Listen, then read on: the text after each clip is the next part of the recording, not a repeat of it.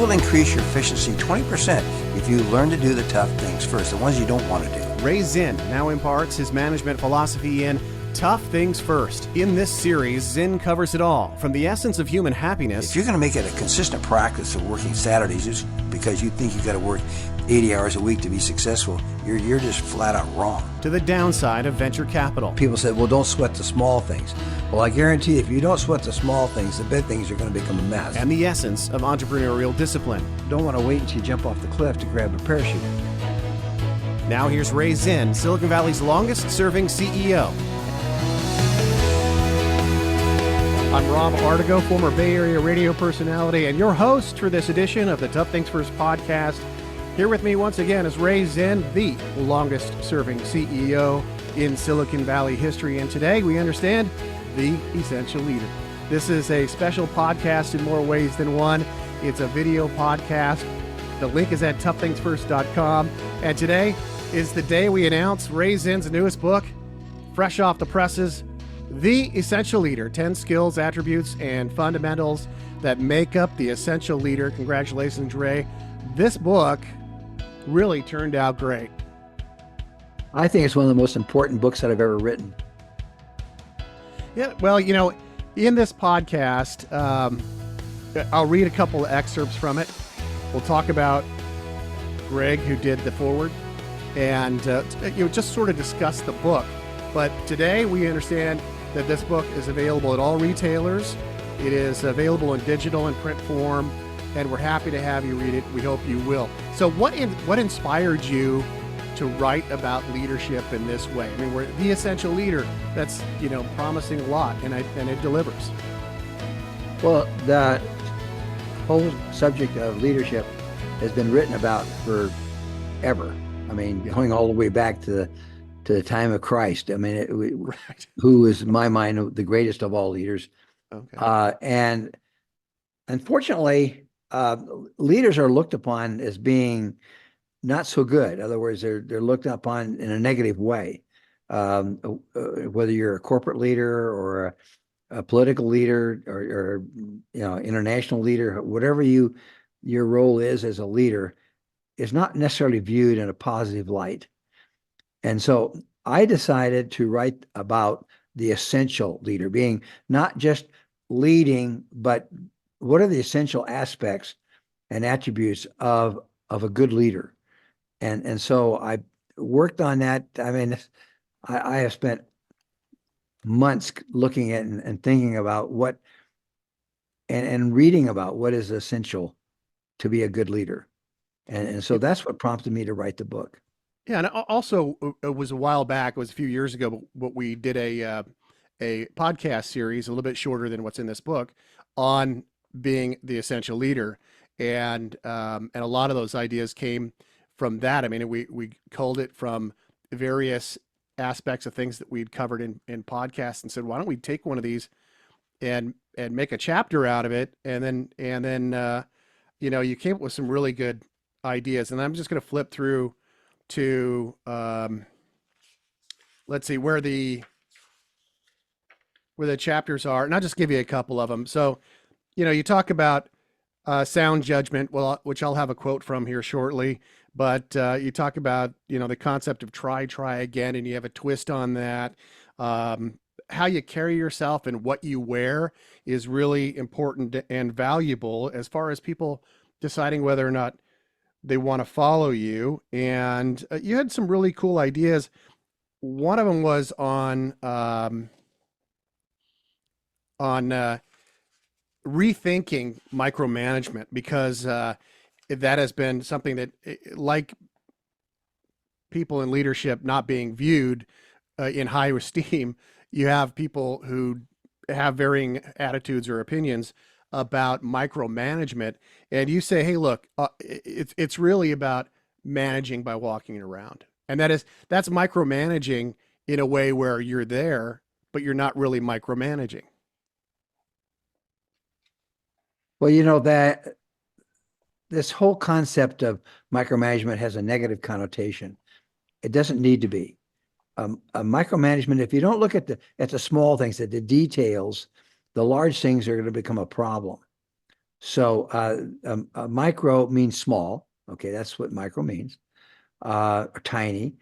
And so you want to look out for the tiny things because the tiny things are the ones that kill you. Those are the ones we tend to overlook, the things that we tend to not really reflect on or try to do anything about because we'll say, oh, it's such a small thing, it'll take care of itself, but they don't. You know, small things become big things. It's like a leak in your radiator. You know, it'll become a big thing ultimately. And so, you know, uh, micro being small and managing the small things as well as the large things. It's often viewed that leaders are looking at the big picture. Well, you got to look at the small picture too, not just the big picture. And that keeps you focused on the objectives of the company and what you're trying to accomplish to become a successful company. So, you know, I turned the negative aspects of micromanaging into a positive, and that was the purpose of that chapter. Yeah, I mean, you're really saying when you walk around and find out what are the small things that are happening to the people who are on your staff, you understand what they're going through and their experiences, and you can help them address those things so that they're more productive and more creative, or they're better salespeople, or whatever the case may be. You know, you also have here, fortunately, and if, I want to remind people, this is the book launch video for The Essential Leader, and it's Ray Zinn's new book, out today everywhere in print and digital. If you'd like to grab it, Greg McCown. I McEwen, think Greg McEwen. I mispronounce his name all the time. But terrific endorsement from him. Participating in this is really cool. He's written some books to himself and widely regarded as a pretty smart guy. And that must have been pretty interesting to get him on. Oh yeah, I mean, Greg's a friend of mine, but he's also he's a Harvard grad. Very sorry, he's a Stanford grad, and very knowledgeable in business and also is a he's done podcasts and written extensively. And he actually has a book called Essentialism, which is kind of interesting because essentially the same thing as what I'm talking about, the essential being what are the essential aspects of leadership. And he talks about what's the essential aspects of living your life. Focusing on the key aspects of existence as opposed just let come what may, as you would, or reacting to everything rather than only reacting to the things which are essential. Yeah. So that's kind of where he was headed, and so I when I wrote about the essential leader, I'm doing the same thing. What are the essential aspects of being a good leader? He also, you want when to, I, go ahead. Go ahead. when I became known as became listed as Silicon Valley's longest serving CEO, I reflected on that. I didn't know I was going to get that honor. And then when it was put out and published, I reflected on it. I says, that's interesting. Why am I the longest serving CEO in Silicon Valley? Because Silicon Valley is one of the most well-known places on earth. I mean, I don't know of anyone in a civilized nation that doesn't know where Silicon Valley is or what Silicon Valley is. And so here I am living and being a CEO in probably the hotbed of technology and probably one of the best known places on earth. And here I am, the longest serving CEO. And it really boils down to, my style of leadership. And that's what we cover in the book is how do you become a long serving CEO? Most CEOs don't serve for more than 5 years. That's the average. And so, I've served nearly 40. And so that's like, 8 times what the average CEO serves. And so I said, okay, how do I do that? What allows me then to become the longest serving CEO? And that's what's covered in the book is my experience and what it takes to be able to have longevity, to be able to have that tenure as a CEO.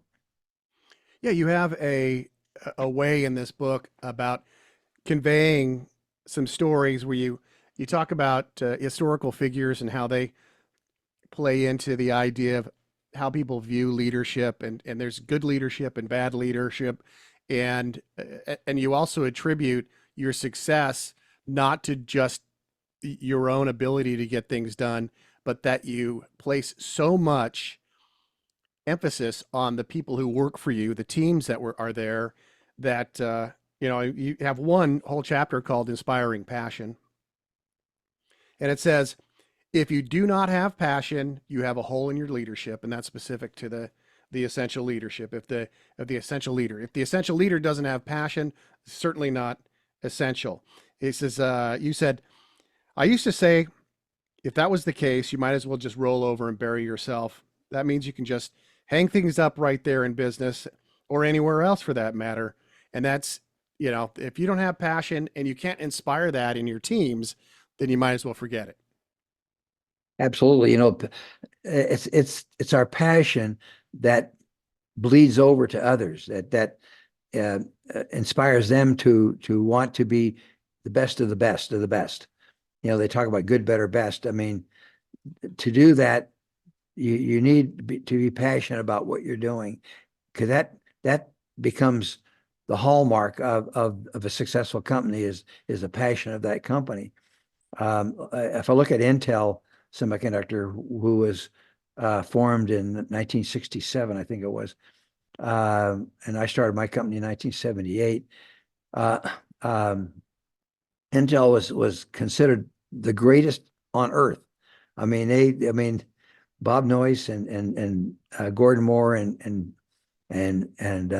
those folks that started Intel were my idols at Fairchild when I worked at Fairchild, and so they put together a very wonderful team of people and just a passion like you wouldn't believe. It was a real passion at the people that worked at Intel. But over the years, Intel has kind of lost their way. I think they've lost their passion. That honestly, Rob, I mean, that passion has disappeared. And I saw it happening in the early 80s is where I saw Intel's passion kind of drift.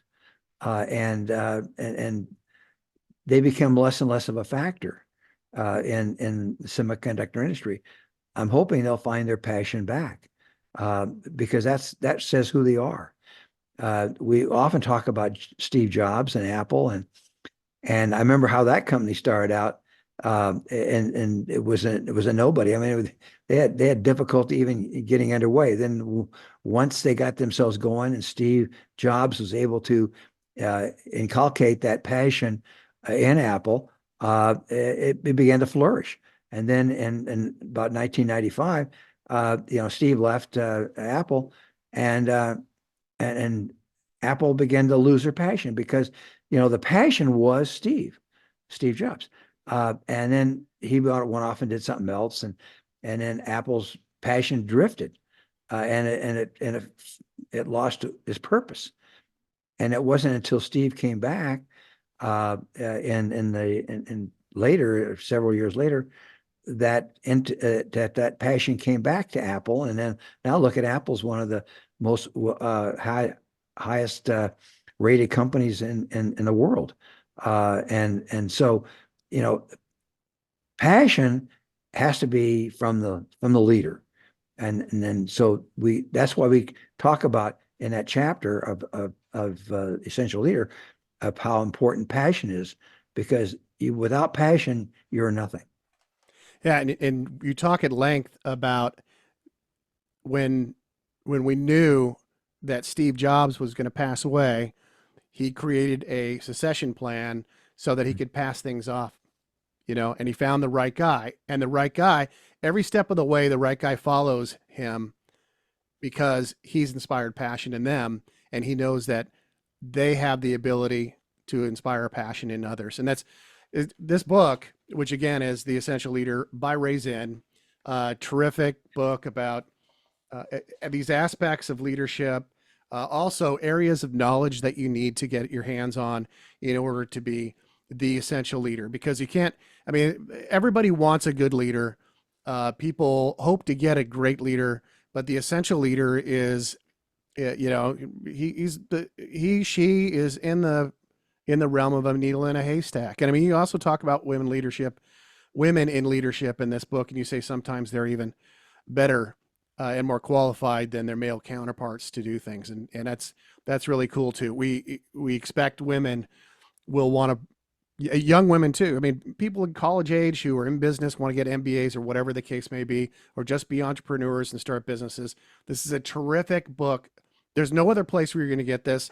Also, it's not like it's a big, 300, 400, 500 page book. It cuts to the chase. It has really succinct messaging in it, and it's very clear. Ray, is there anything else you'd like to add before we wrap up our special podcast here on the book launch? Well, I think if you want to become an essential leader, and I mean that sincerely from the bottom of my heart, you need to get this book. It will help you understand what it takes to be the longest serving CEO.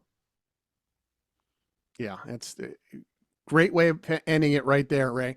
So that's The Essential Leader by Ray Zinn, available on all major book platforms. It's in paperback, but also digital if you want to get it. And check it out on Amazon, Barnes & Noble, and other platforms.